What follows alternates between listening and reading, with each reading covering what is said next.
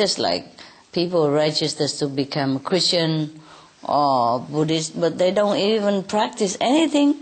The teaching of the Christian, they don't even know it. They don't even read the Bible. So they don't know even the Bible tells us not to eat meat. Be you not among the meat eater and the wine drinker even. Not among the people, not to talk about that we eat meat and drink wine ourselves. How obvious it is, but how many people read it and how many people understand it. Vegetarianism in religion.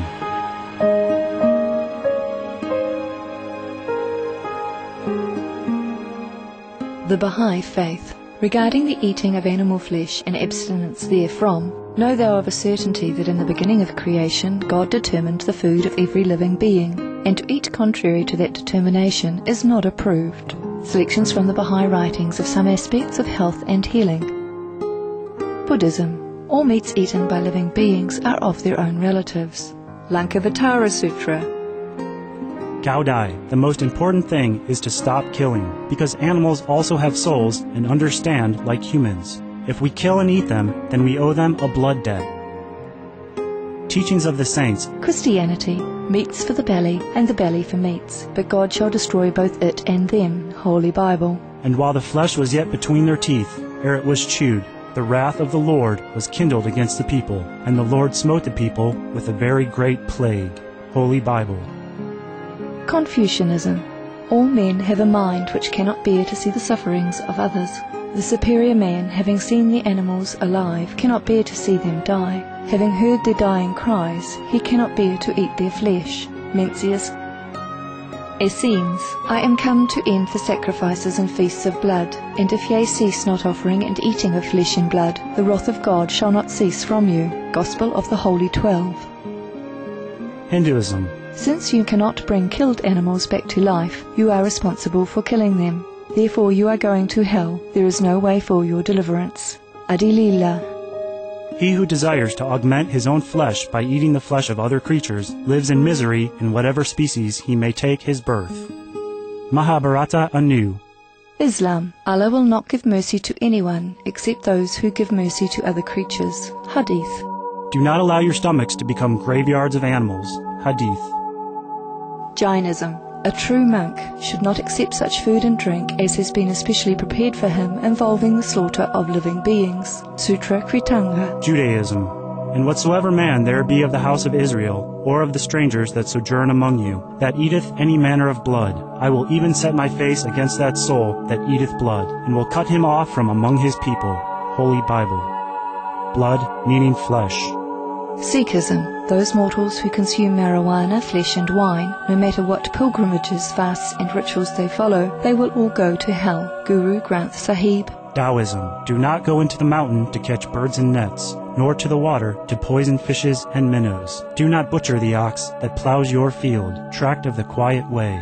Tibetan Buddhism. The offering to the deities of meat obtained by killing animate beings is like offering a mother the flesh of her own child, and this is a grievous failure, the supreme path of discipleship. Zoroastrianism. Those plants I, Ahura Mazda, or God, rain down upon the earth to bring food to the faithful and fodder to the beneficent cow. Avesta. Everybody knows that vegetarian diet is good for health and to save the planet. They will be awakening their own great, compassionate, loving self-nature, and then their level of consciousness will rise up automatically, and they will understand more than they ever did, and they'll be closer to heaven than what they are right now. So, to be somebody, to be a religious person, we have to practice the religious doctrine, not just by name. Too many are names and not real, just name. So the master here who told this story, I want to illustrate that even if you call yourself a dervish, but if you don't practice the teaching of the dervish, then it's no use. You even earn yourself hell. Yeah? Because maybe you just read the devil's teaching. You don't gamble, you don't drink wine, you don't do that, you don't do this. Oh, you just read it. And then you go out and check. Whoever drink, whoever gamble, oh, this is terrible. This is atheist, this is bad. So we have to correct them. We have to judge them, we have to criticize them, something like that. This is no good. Yeah. So now we know already that we should not focus on anybody's shortcomings, even if it's true or not. Because sometimes they doing bad thing outside, but inside they are repenting, yeah, and always humble themselves. At least they cannot curb their compulsive tendency, but at least they are humble, yeah, and they remember God and repenting every day for what they're doing. Yeah, repenting, do it again, but repent again. At least always focus on God or on goodness. Yeah, to repent, you know? Because if you repent, means you think of God, right? You think of the goodness side. Yeah. There was a joke about a bus driver and a priest. A bus driver and a priest died at the same time and went to the pearly gate. And St. Peter gave the bus driver very big, beautiful house with the UFO to run around and everything, swimming pool and a lot. And he gave the priest just a small wood cabin. No facility, not much. So the priest would say, but it must be a mistake. I should be the one given the big mansion and all the facilities. He is just a bus driver. I am the servant of the Lord. Yeah, I dedicate all my life, yeah, my youth, everything in my life. I dedicate the whole lifetime to serve the Lord.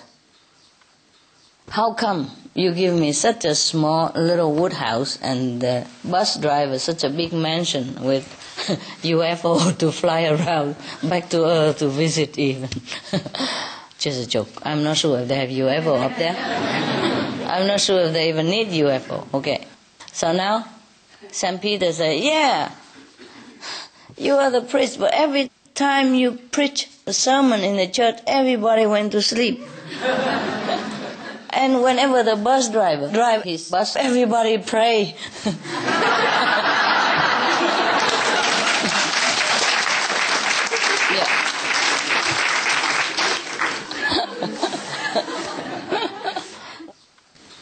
Wow, this is very terrible to be punished for piling the stone, eh? Can you imagine the bricks layers? What he get? So many bricks, so many houses. Just joking, huh? You know, right? It's a motive. It's important, eh? It's not just your action even, yeah. Wow, it is something to think about, huh? It's a very good story, yeah.